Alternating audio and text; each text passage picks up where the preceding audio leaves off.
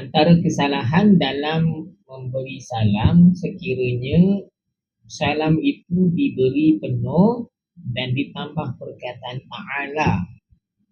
Assalamualaikum warahmatullahi ta'ala wabarakatuh.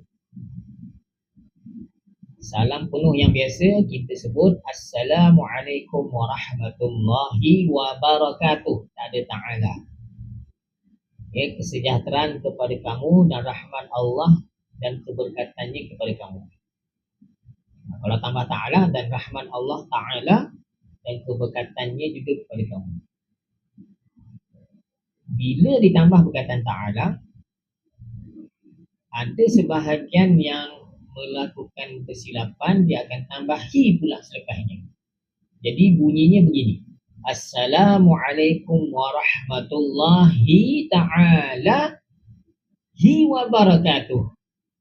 Assalamualaikum warahmatullahi ta'ala wa barakatuh. Hi itu datang daripada mana? Lepas perkataan ta'ala tu tak ada hi. Kita sebut Allah subhanahu wa ta'ala. Tak ada hi dah lepas dia.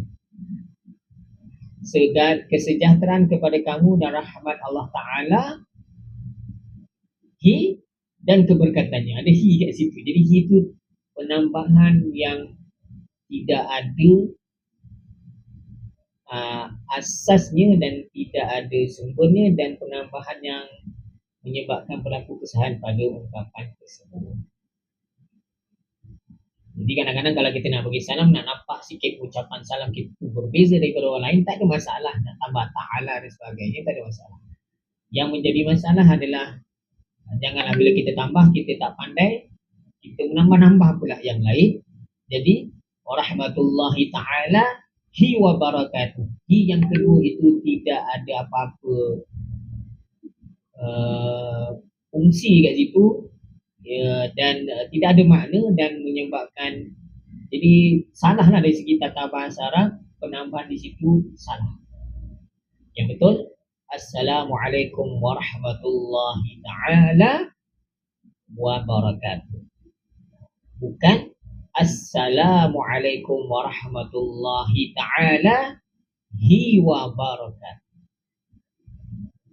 Wallahu a'lam.